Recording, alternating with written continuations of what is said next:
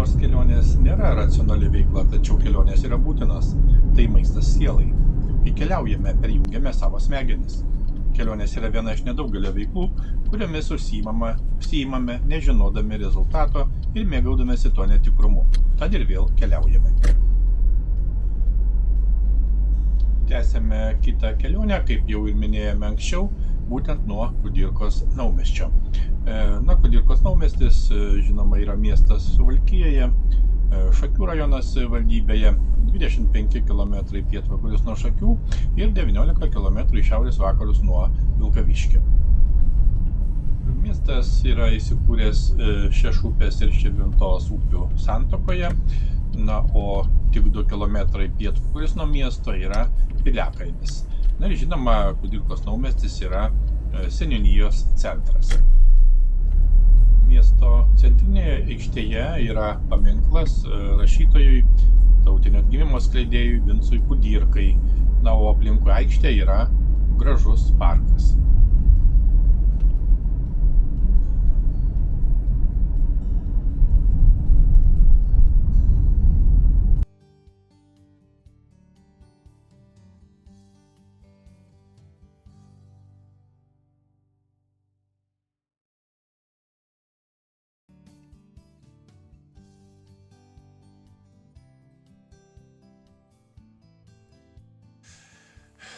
Taip, taigi šiandien yra rugpjūčio 18 diena ir mes vėl esame Kudirkos naumiestyje. Tai yra nedidelis miestelis Suvalkijoje, netoli nuo Šakių, apie 25 km nuo Šakių. Ir būtent nuo čia tęsime kelionę aplink Lietuvą ir vyksime iki Jurbarko. Ir pakeliui vyksime pro tokius kaimus kaip Panoviai, Sudargas, būtent pasienio teritoriją, kiek mums pavyks, ir aplankysime tas vietovės. Ir kelionę planuojame baigti Jurbarke ir taip pat be abejo apžiūrėti Jurbarką. Diena yra tinkama kelioniai, gera ir manome, kad daug pamatysime, kaip visada, ir daug sužinosime.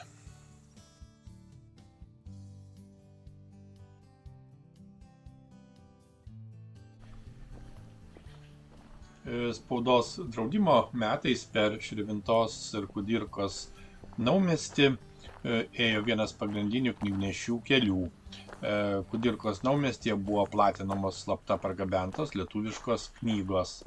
Anksčiau miestelis vadintas tiesiog naumiesčiu. 1934 metais miestui suteiktas dabartinis vardas, būtent Kudirkos naumiestis, rašytojo ir Lietuvos himno autoriaus Kudirkos garbei.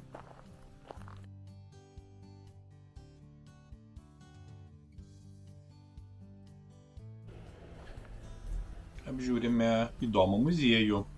Būtent agronomas Jonas Valaitis Kudirkos naumiestyje įkūrė bulvės muziejų. Renovuotame sename siurblynės pastate eksponuojama visa bulvių auginimo istorija nuo senų laikų. Taip pat eksponuojami nemodernizuoti, bet senoviniai žemės apdirbimo prietaisai, arklių pakinktai, akėčios, ir net 300 įvairių pasagų. Antrame muziejaus pastato aukšte apžvalgos aikštelė, iš kurios atsiveria puikūs gamtos vaizdai. Taip pat muziejuje vyksta skirtingų bulvių veislių degustacijos, galima žinoma užsakyti ir kitokias degustacijas. Šalia muziejaus yra bulvių patranka, o muziejaus kieme prezidentinis ąžuolas pasodintas per bulvės šventę.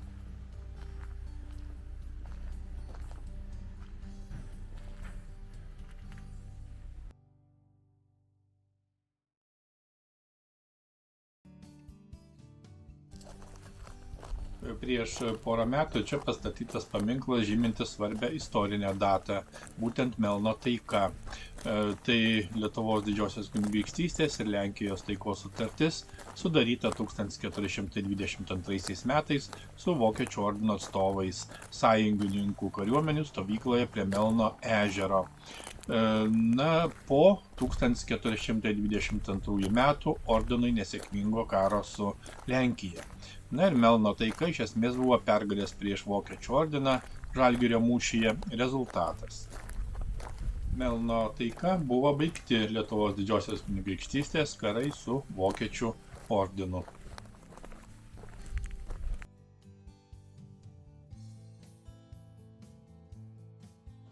Kudirkos naumiestis yra vakariniame Lietuvos pasienyje, ten, kur į Šešupę įteka Širvinta.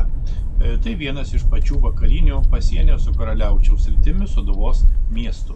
Kudirkos naumiestį juosia dvi nemažos upės, būtent Šešupė ir Širvinta, o pagrindinė miesto dalis įsikūrusi jų tarpupyje. Kudirkos naumiestis neabejotinai reikšmingas kultūros židinys, jį tikrai pravartu aplankyti. Netrukus privažiuojame pirmą mūsų maršrute kaimą, tai Kubilėliai. Kaimas Šakių rajono savivaldybės pietvakariuose už 2 km į šiaurės rytus nuo Kudirkos naumiesčio Karaliaučiaus srities pasienyje. Būtinai užsukame į žymaus lietuvių kalbininko Jono Jablonskio gimtinę. Jonas Jablonskis čia gyveno iki 17 metų. Na štai, užsukome važiuodami link Kubilėlių nuo Kudirkos naumiesčio ir čia yra sodybos fragmentai, kur gimė kalbininkas Jonas Jablonskis, einame apžiūrėti.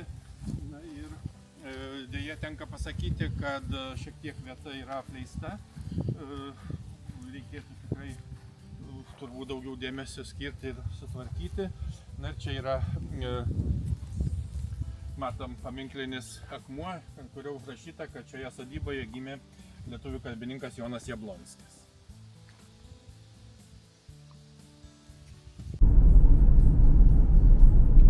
Taigi tęsiame kelionę ir važiuojame toliau mūsų numatytų maršrutų.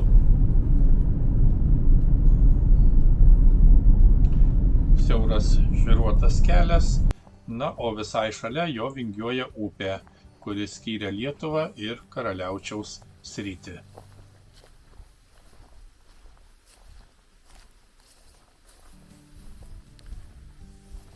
Privažiuojame kitą kaimą, tai Turčinai, kaimas Šakių rajono savivaldybėje, 5 km pietus nuo Panovių, prie kelio Miknaičiai Slavikai Kiduliai, Šešupės dešiniajame krante. Kaime yra paminklas Justinui Zubrickui. Justinas Zubrickas, lietuvių teisininkas, poetas, visuomenės ir politinis veikėjas, ir jis buvo vienas pirmųjų Lietuvos valstybės kontrolierių. Reikia taip pat pasakyti, kad jo vardu yra pavadinta viena iš kaimo gatvių, o matytas paminklas buvo atidengtas 2012 metais.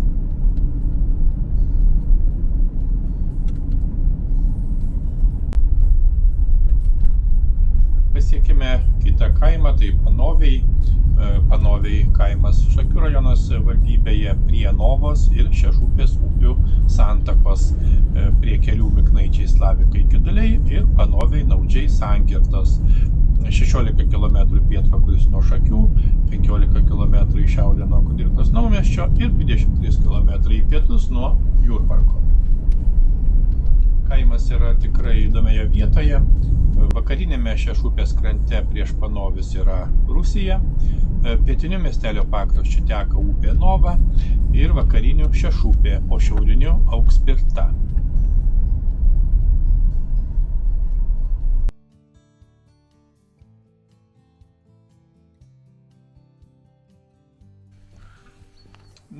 Kaimo centre yra nedidelis parkas, kuris gana gerai sutvarkytas, taip pat vyksta tolesni tvarkymo darbai. Apskritai tai yra senas kaimas, pirmą kartą Panoviai minimi 1773 metais. Be to pravartu paminėti, kad kaime veikia aktyvi bendruomenė, yra vykdomi įvairūs projektai, edukacinės, na ir kitokios veiklos.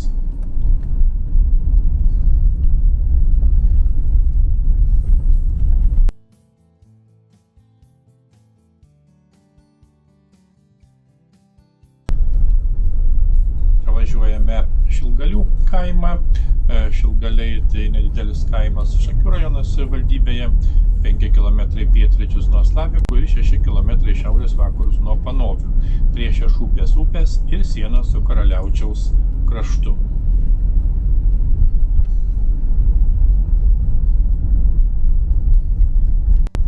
Privažiuojame kiek didesnį kaimą, tai Slavikai, kaimas Šakių rajono savivaldybėje, į vakarus nuo Šakių ir į pietus nuo Jurbarko. Būtent kryžkelėje kelių Miknaičiai Slavikai Keduliai ir Slavikai Sudargas ir Šakiai Slavikai. Per kaimą taip pat vakaruose teka Šešupė, kuris skiria nuo Karaliaučiaus srities.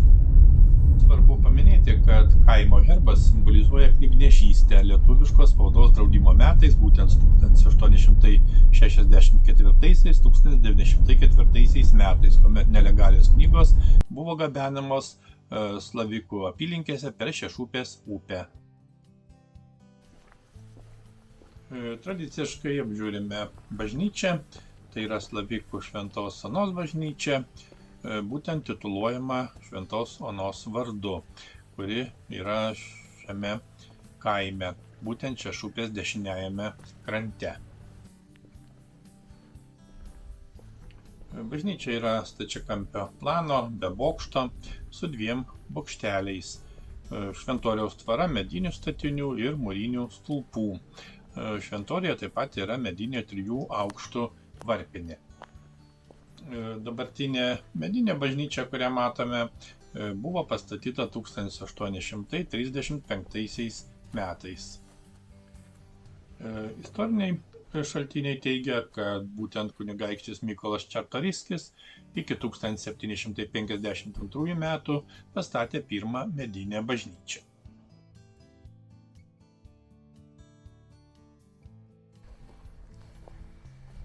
Kaime taip pat yra gražus nedidelis parkas, taip pat, kaip matome, laisvalaikio aikštelė, na ir gerai sutvarkyta aplinka. Šalia Slavikų esančiame Juškakaimių kaime taip pat verta aplankyti, pasigrožėti Kūrynės dendrologiniu parku. 2015 metais jame auginama dendrologinį rinkinį sudarė 540 dekoratyvinių medžių ir krūmų, taip kad didelis ir įdomus parkas. Kaime taip pat yra laisvalaikio centras, yra keletas parduotuvių, na ir vieną iš jų būtinai aplankome. Žinoma, taip pat yra smagu pabendrauti ir su vietiniais gyventojais.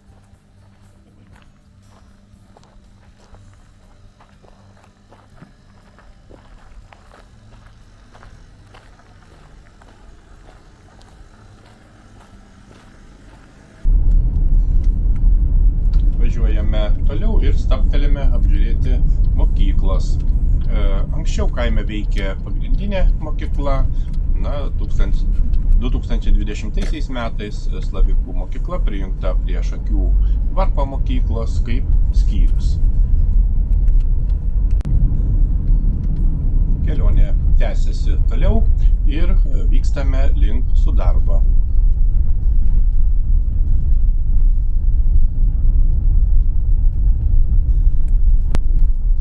Važiuojame dar vieną nedidelį kaimą, Ročiškiai, kaimas Šakių rajono savivaldybėje, 5 km pietryčius nuo Sudargo, pakeliui į Slavikus.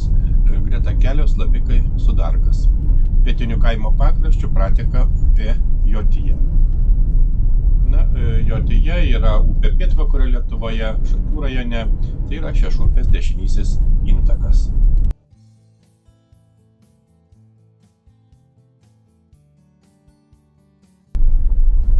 Pasiekėme kitą kaimą, tai Sudargas. Sudargas yra kaimas taip pat Šakių rajono savivaldybėje, kairiajame Nemuno krante, į vakarus nuo Jurbarko. Kelių Keduliai Ramoniškiai ir Slavikai Sudargas kryžkelėje. Į vakarus nuo Sudargo eina siena su Karaliaučiaus sritimi. Na ir prie Nemuno 1 kilometro ruože yra išlikę 5 Sudargo piliakalniai 4–14 amžiai. Mes būtinai juos apžiūrėsime. Reikia pasakyti, kad nuo 1724 metų kurį laiką miestelis vadinosi Jansborgu arba švediškai Jansborg, Jono miestas. Būtent miestelio teisės išrūpinusio didiko Jono Mikalojaus Radvilos garbei. Sudarge iki 1636 metų buvo pastatyta koplyčia, o 1748 metais pastatyta medinė bažnyčia. 1912 metais bažnyčia sudegė. 1924 metais buvo pradėta statyti nauja mūrinė bažnyčia, kuri 1929 metais baigta statyti. Deja, Vokietijos kariuomenė bažnyčia 1944 metais sugriovė iki pamatų, ką matome ir šiandien. Apie 50 metų buvęs apleistas šventorius atnaujintas, įmūryta paminklinio atminimo lenta apie buvusią bažnyčią.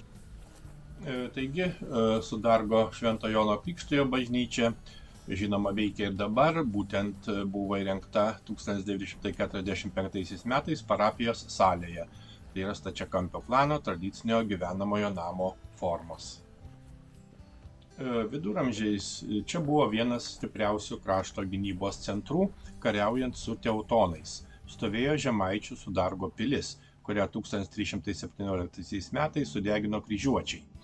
Po to vietovė ilgam išnyko. Tik 16 amžiaus pradžioje Lenkijos karalienė ir Lietuvos didžioji kunigaikštienė ėmėsi kolonizuoti Panemunę, gyvenvietė vėl pradėjo augti. Einame apžiūrėti paminklo. 2022 metais Sudarge atidengtas paminklas Melno taikos sutarties 600 metų sukakčiai paminėti. Skulptūrinę kompoziciją sudaro laiptai, įskilusi gotikinė arka, kalavijas ir skydai su vyčiu bei kryžiumi.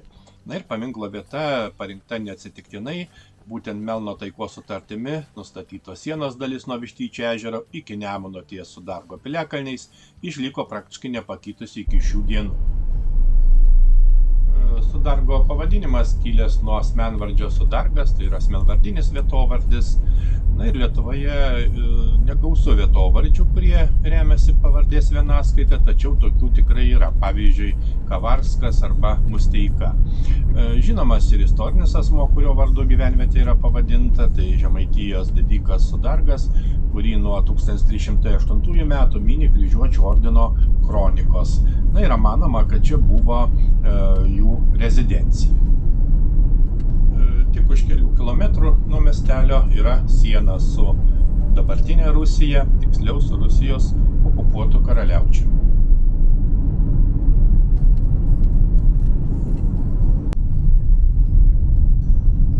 Važiuojame apžiūrėti piliakalnių.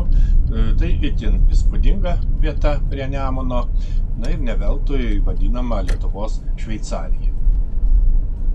Ant Nemuno kranto prie sienos su Karaliaučiaus sritimi, pačiame Šakių rajono pakraštyje, atsiveria 5 Sudargo piliakalnių kompleksas, kuris mena čia vykusias lietuvių kovas su kryžiuočiais. Na ir šis paminklas po Kernavės piliakalnių laikomas svarbiausia istorinė, archeologinė ir kultūrinė prasme.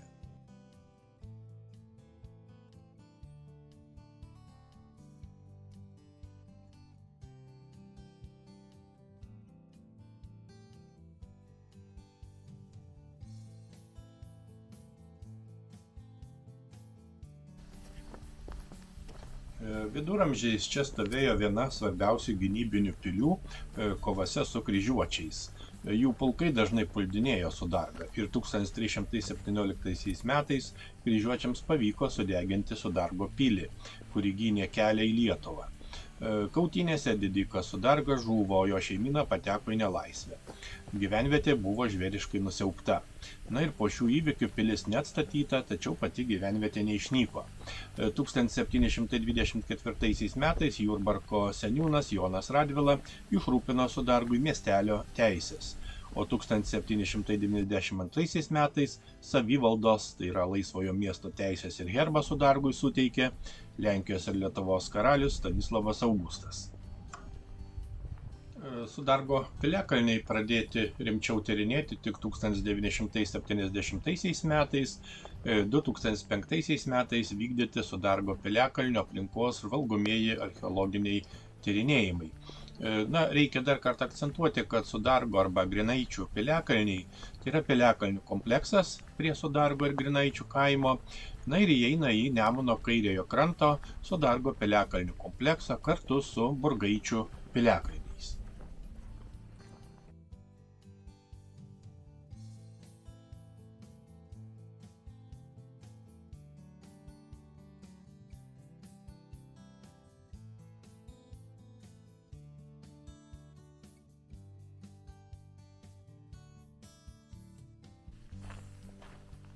Kaip jau minėjome, kompleksą sudaro 5 piliakalniai. Yra 3 Burgaičių piliakalniai, tai yra Vorpilis, Pilaitė ir Bevartis, ir 2 Grinaičių piliakalniai, Balnakalnis ir Žydkapiai. Niekur Lietuvoje nepamatysi tokios panoramos kaip čia, būtent nuo Sudargo piliakalnių. Čia pat matyti pilkai melsva Nemuno upės juosta. Ir jeigu diena giedri ir skaidri, o regėjimas geras, tai anapus Nemuno galima įsižiūrėti net už 30 km esančius Tauragės miesto kaminus. Vieta iš tiesų yra pritaikyta keliavimui ir poilsiui, yra laisvalaikio zonos, įrengti pėsčiųjų takai su laiptais. Matome, net ir basų kojų takas čia taip pat yra įrengtas.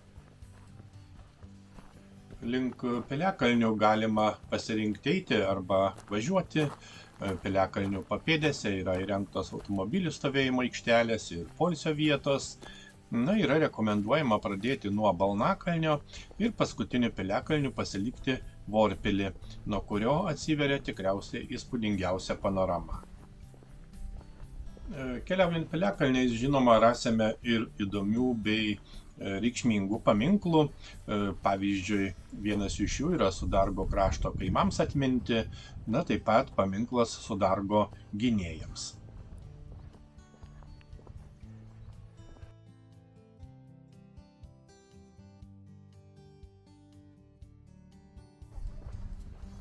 Ir dar vienas įdomus faktas, kitaip sakant klausimas, kasgi sieja Sudargą ir žymų rašytoją Selindžerį. Kaip suprantam, Sudargas ne tik piliakalnis turtingas, šiame miestelyje gyveno visame pasaulyje garsaus rašytojo Džeromo Deivido Selindžerio proseneliai ir kiti žymus žmonės.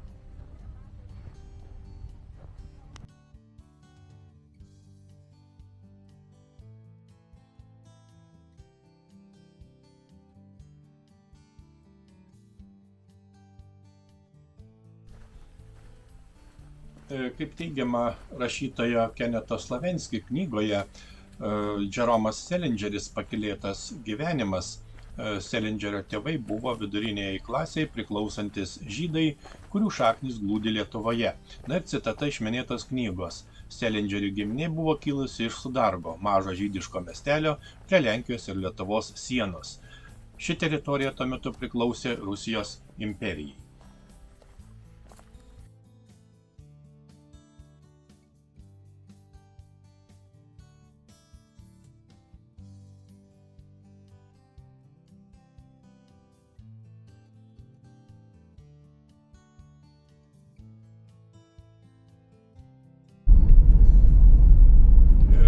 Visuomet visko apžiūrėti neįmanoma, tam reikia daug laiko, tačiau įspūdžių tikrai daug.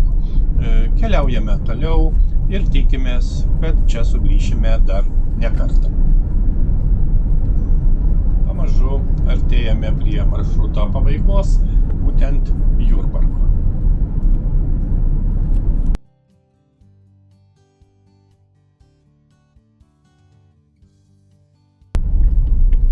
Pakeliui užsukame į mažą kaimą, tai Pervazninkai, kaimas Šakių rajono savivaldybėje, 6 km į rytus nuo Sudargo, prie kelio Kiduliai Ramoniškiai. Netoli šito kaimo pušynų yra fašizmo aukų kapai. Dar vienas kaimas pakeliui į Jurbarką, tai Kiduliai, kaimas Šakių rajono savivaldybėje, kairiajame Nemuno krante priešais Jurbarką. Kiduliai įsikūrė kairiajame Nemuno krante, 24 km nuo Šakių. Na ir įdomu tai, kad konurbaciją sudaro susijungia keli kaimai. Tai yra Kiduliai, Kukarskė, Judriai, Šiaudinė ir Kaimelis.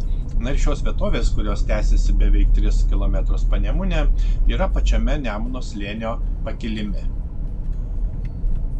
Na ir dar vienas įdomus faktas tas, kad Jurbarko tiltas ties Kiduliais jungia Suvalkiją su Žemaitija ir Baltijos pajūriu. Įvažiuojame į Jurbarką ir važiuojame įdomiausių tiltų. Būtent Jurbarko tiltas, tai yra tiltas per Nemuną, jungiantis Jurbarką su pietinėme upės krante esančiais Kiduliais, Šakių ir Jurbarko savivaldybės. Tai ilgiausias, beveik 500 metrų ilgio Lietuvoje automobilių tiltas, pastatytas Pilviškiai Šakiai Jurbarkas kelio 57 kilometre. Projektą parengė Kijevo projektavimo institutas, o rangovas Rygos tiltų statybos kompanija, pradėta statyti 1975 metais. Jurbarkas yra miestas vakarų Lietuvoje, Žemaitijoje, Tauragės apskrityje, dešiniajame Nemuno krante, istorinėje Karšuvos žemėje. Jurbarko rajono savivaldybės centras. 2023 metų duomenimis mieste gyvena beveik 11 000 gyventojų. Miesto vardas nelietuviškas, sudarytas iš vokiško vardo Georg, tai yra graikiškos kilmės, ir bendrinio žodžio burg, kas reiškia pilis arba tvirtovė. Georgenburg, asmenvardinis vietovardis. Vokiečių žemaičių tarmėje ši forma pavirto Jurgenburg, o lietuviai ilgainiui šį pavadinimą prisitaikė pagal savo kalbą, todėl nusistovėjo pavadinimas Jurbarkas. Liaudies etimologija, žinoma, turi kitą versiją ir anot jos, kadaise kunigaikštis Palemonas turėjo 3 sūnus, tai yra Barką, Kūną ir Spėrą. Na, kartą visi išplaukė Nemunu ir vyriausiasis Barkas nuplaukęs iki jūros upės, pastatė ten pilį, na ir pavadino ją Jurbarku.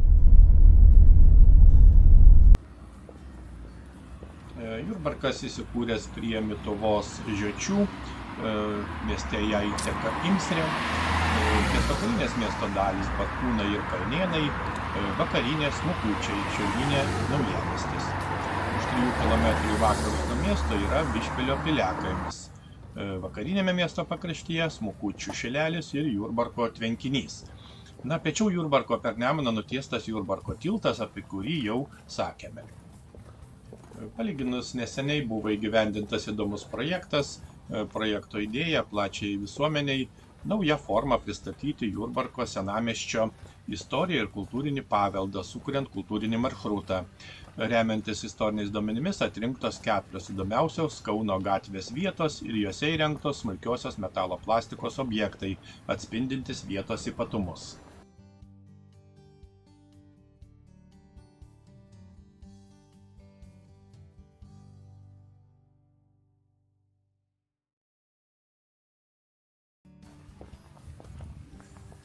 Yra sukurtos mažosios plastikos skulptūrėlės, žiobriai, valcas, knechtas ir bankelis. Visos skulptūrėlės siejamos su seniau buvusiais verslais Kauno gatvėje.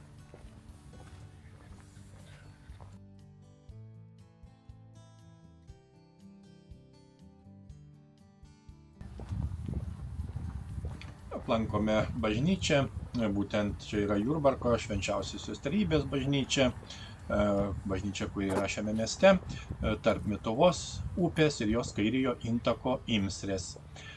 Bažnyčia neogotikinė, kryžminio plano, 2 bokštė. Šventorijoje yra Jurbarko parapijoje tarnavusių kunigų kapinės. Taip pat varpinė su nenaudojamu senuoju bažnyčios varpu. Jurbarko katalikų bažnyčios istorija prasidėjo 1430 metais, kai vyskupo Mikalojaus Dzieckovičiaus rūpesčiu buvo pastatyta pirmoji medinė bažnyčia. Seniausios žinios apie šią bažnyčią randamos vyskupo Motiejaus Valančiaus 1848 metais paskelbtame Žemaičių vyskupijos leidinyje. Jurbarko katalikų parapija susikūrė kiek vėliau, 1502 metais. Taigi esame Jurbarke, atvykome į Jurbarką ir šios dienos maršrutas nebuvo ilgas, tačiau tikrai įdomus ir turiningas. Atvykome nuo Kudirkos naumiesčio pasienių, ir pravažiavome keletą įdomių vietovių, kaimų, nedidelių, Panovius, taip pat buvome kituose kaimuose, ir pagaliau pasiekėme, galima sakyti, šiek tiek toliausią šio maršruto tašką, tai būtent Sudargo nedidelį miestelį, ir ten iš tikrųjų įspūdingas Nemuno krantas ir gausų piliakalnių. Tikrai gausų piliakalnių ir labai gražiai sutvarkyti ir puikiai rengti pasivaikščiojimo takai, informaciniai stendai. Žodžiu, tikrai įdomi ir įspūdinga vieta ir istoriniu požiūriu, visais kitais požiūriais. Ir šiuo metu, kaip jau minėjau, esame Jurbarke.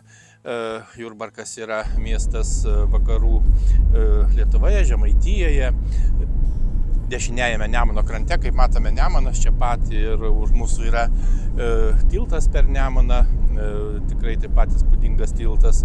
Ir pabandysime, kiek spėsime, apžiūrėti Jurbarką, Jurbarko miestą ir šios dienos maršrutą, šios dienos kelionę baigsime Jurbarke. Ir žinoma, taip pat tikimės, planuojame į ateitį, į priekį, ir kitą kelionę taip pat pratęsime nuo Jurbarko iki Pagėgių. Einame toliau Kauno gatve iki sinagogų aikštės. Jurbarkas gali didžiuotis įdomiu ir prasmingu istorinės žydų bendruomenės ir jos kultūros įamžinimu mieste. Nors Jurbarke, kaip ir daugelį kitų mažesnių Lietuvos miestų, nėra daug išlikusių žydų paveldo objektų, tačiau mieste yra keletas memorialinių objektų, kurie puoselėja vietos žydų atminimą. Tai būtent atminimo akmenys ir sinagogo aikštės memorialas. Šiandien Jurbarko žydų bendruomenės pėdsakus galima rasti Kauno gatvėje, tai anksčiau vadinosi Žydų gatvė, ir Dariaus ir Girėno, taip pat anksčiau vadinosi Raseinių gatve. Ir šiuose dviejose centrinėse miesto gatvėse buvo gausu žydų parduotuvių ir amatininkų dirbtuvių.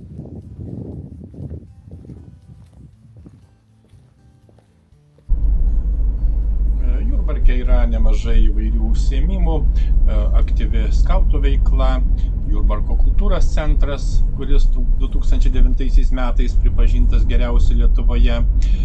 Jame veikia keli chorai, šokių kolektyvai, teatrai, įvairūs ansambliai. Yra Jurbarko rajono savivaldybės viešoji biblioteka, pats sporto centras, žinoma, įvairios mokyklos.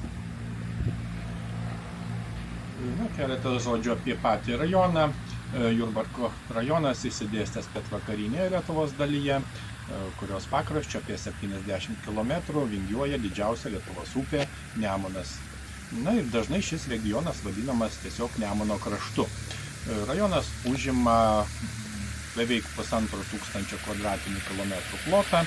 Rytuose ribojasi su Kauno apskrities, Kauno rajonu, šiaurės rytuose su Kauno apskrities Raseinių rajonu, o šiaurės vakaruose su Tauragės rajonu. Ir žinoma, vakaruose su Pagėgių savivaldybė. Pirmą kartą rašytiniuose šaltiniuose Jurbarkas paminėtas 1259 metais, kai kryžiuočiai pasistatė Georgenburgo pilį, kuri vėliau tapo Jurgenburgu. 1611 metais Lenkijos karalius ir Lietuvos didysis kunigaikštis Zigmantas III, Zigmantas Vaza, Jurbarkui suteikė Magdeburgo teises ir herbą. Herbe 3 baltos lelijos raudoname skyde.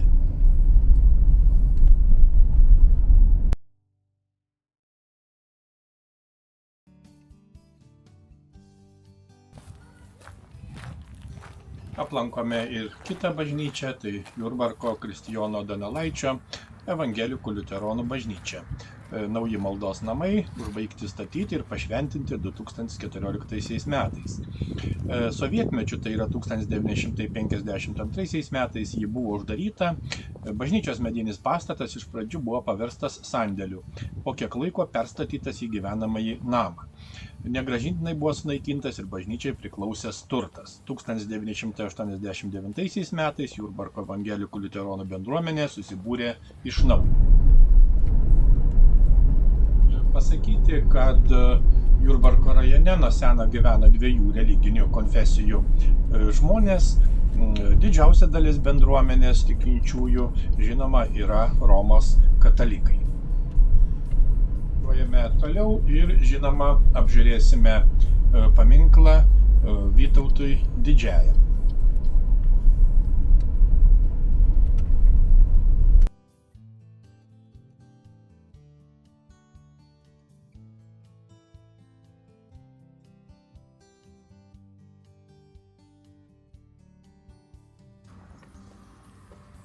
Jurbarke seniausias paminklas skirtas Vytautui Didžiajam. Jį 1930 metais pastatė skulptorius Vincas Grybas, atvykęs gyventi į šį miestą 1928 metais. Na ir šiam biustiniam paminklui būdingas romantinis pakilumas, istorinė puošyba, na ir žinoma įmantri technika.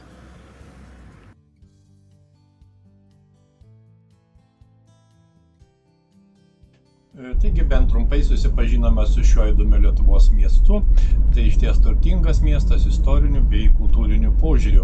Ypač turint galvoje, kad etnografiniu požiūriu Jurbarko rajonas nėra vientisas, nes teritorija jungia 3 skirtingų etninių regionų žemes. Nesvarbu, kur keliaujame, nauja patirtis išties praturtina mūsų gyvenimą taip, kaip net neįsivaizdavome. Nėra geresnio būdo pažinti gyvenimo prasmę nei keliaujant. Iki kitų puikių kelionių.